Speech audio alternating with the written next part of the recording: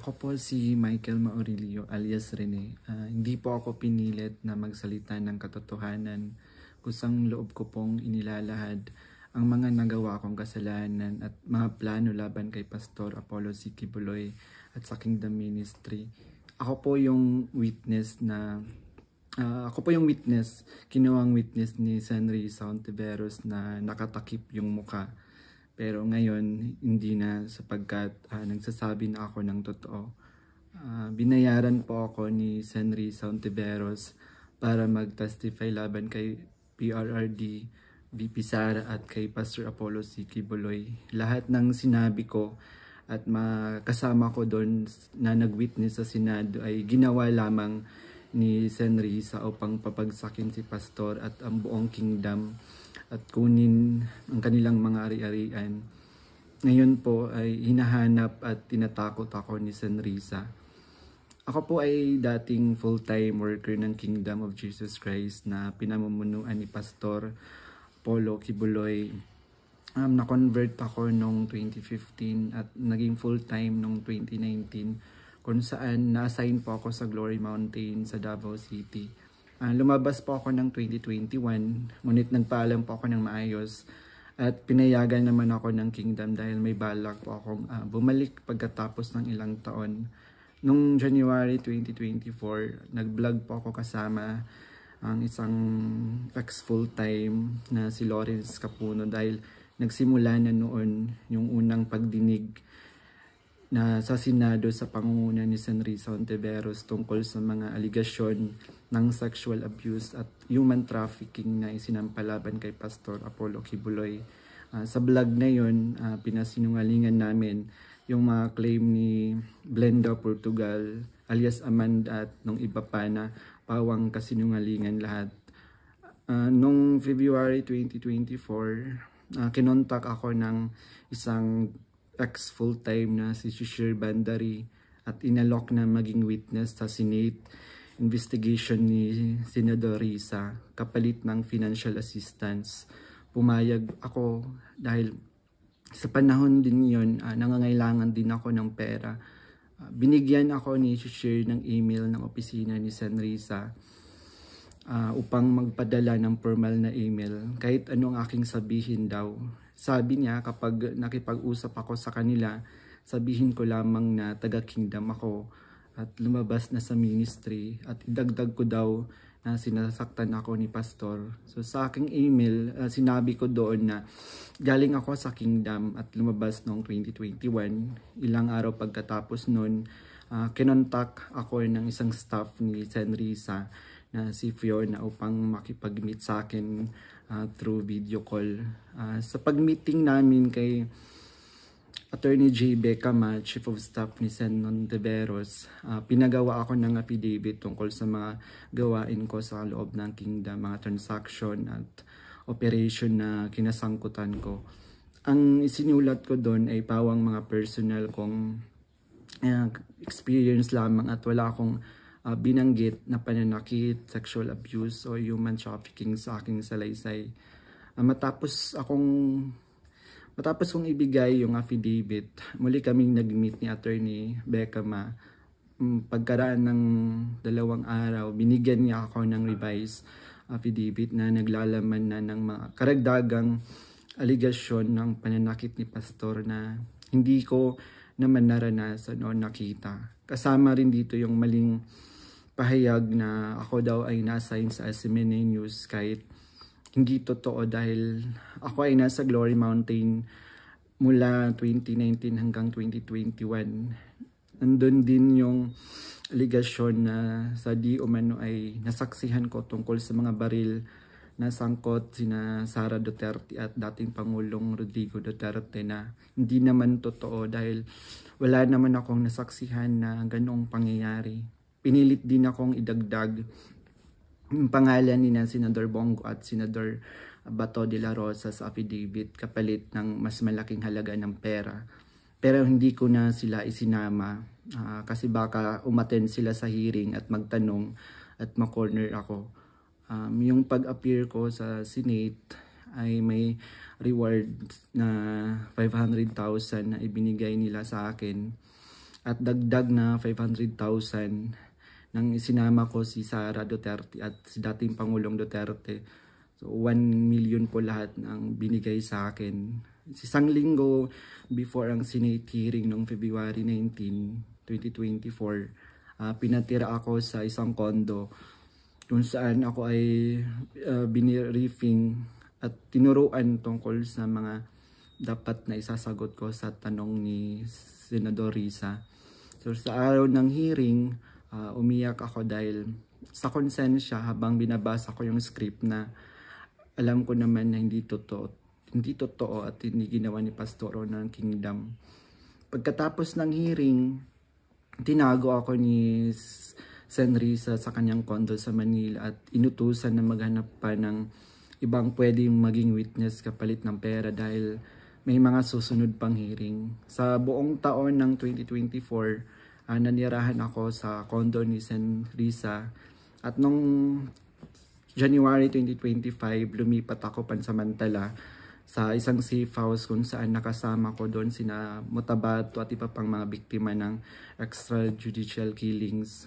So sa bawat research o information na aking naibibigay sa Senado, nakakatanggap ako ng rewards na 12,000 na ibinibigay ni Sen Risa sa pamamagitan ng kanyang staff na si Sir Ryan. So, sa kabilang sa mga na-research ko, nagawa kong research, yung inimbentong Angel of Death daw ng Kingdom na inimbento ni alias Jackson, si Edward Masayon. Kabilang doon yung na-research ko yung mga member at yung mga general na nag-courtesy call kay Pastor.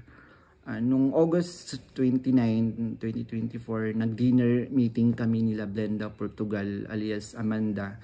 Kasama ang kanyang legal team na sina Attorney Joanna Paula Domingo at ng Office of the Special Assistant to the President at si Attorney Ian Interina at yung kasama yung abogado ko na si Attorney Ange May Bagudyo sa isang hotel sa Quezon City.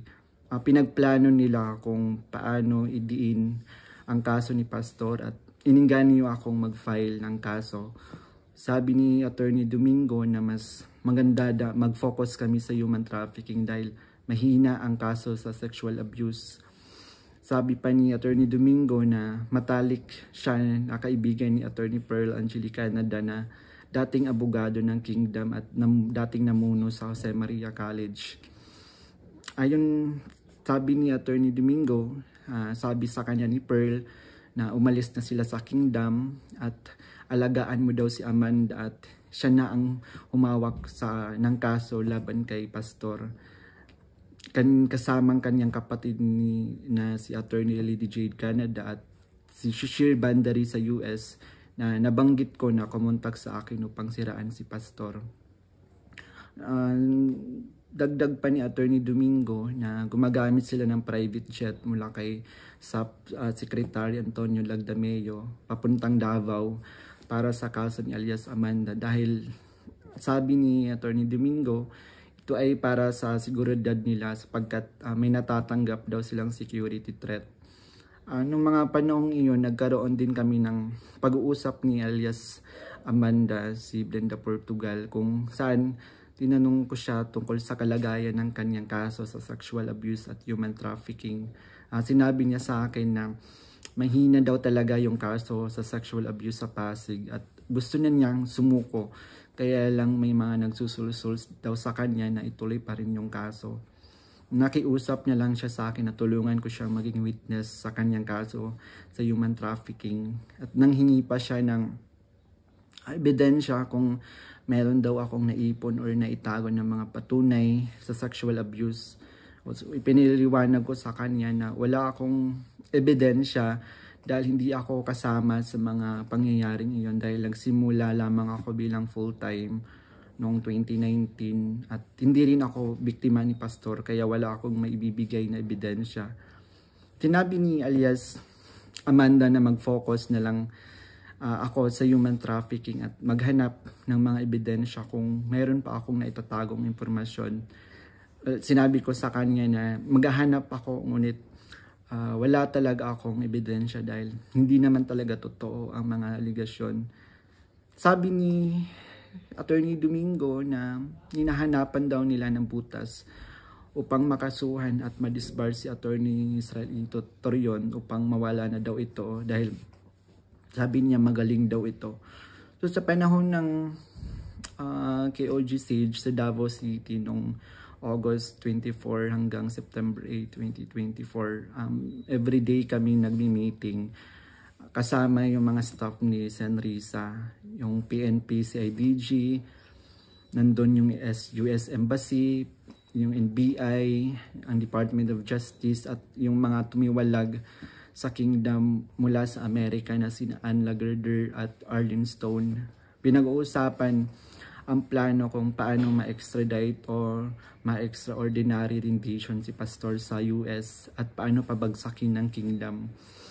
Ang pangunahing pinag-uusapan mga meeting ay ang plano sakaling mahuli si Pastor ay ang plano ay agad siyang extradite sa US at bawiin ang kaso na isinampa ni alias Amanda upang mapabilis ang extradition ni Pastor kapag siya ay nahuli. Subalit hindi ito natuloy dahil sa pag-aalala sa US na maaaring manalo si Donald Trump sa panahong iyon na nagdulot ng paghina ng kanilang connection sa gobyerno ng US.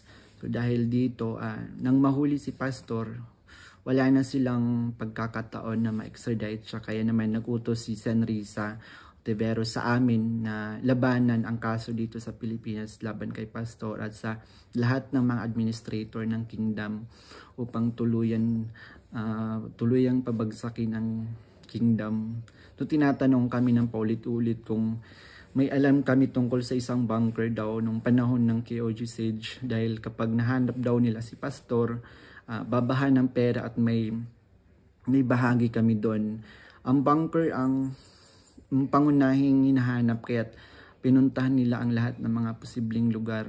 Ngunit sa katotohanan, wala talagang bunker sa kingdom, lalo na sa central headquarters. Ang mga updates tungkol sa mga ito ay galing sa kasalukuyang PNP Chief General Nicolas Torre na siyang nangunguna sa bawat meeting namin at nagtatanong tungkol sa lokasyon ng bunker. Kasama ko rin sa mga meeting na yon sina Edward Masayon alias Jackson na pumasok sa Kingdom Compound na nagkunwaring pulis dahil siya daw ang nakakaalam kung saan ang bunker. Kasagsagan ng Sage, nag-message sa akin si Fiona, staff ni Risa, na sa pamamagitan ng WhatsApp na sinabi niya na dapat ko daw tanggalin sa kaso ko si June Andrade dahil isa daw siya sa amin na nagbibigay siya ng mahalagang impormasyon. So ipinaalam ko sa kanya na ipapasa ko muna ito sa aking abogado. Pero ngunit isang linggo pagkatapos nun, tinanong ulit ako kung may contact ako sa kingdom dahil hindi na raw mahanap si June Andrade. Hanggang ngayon, hindi na siya natanggal sa kasong pinafile sa akin. Noong November 5, 2024, nagkaroon kami ng meeting kasama sina Undersecretary Nicolas T. ng Department of Justice at 4 pang prosecutors.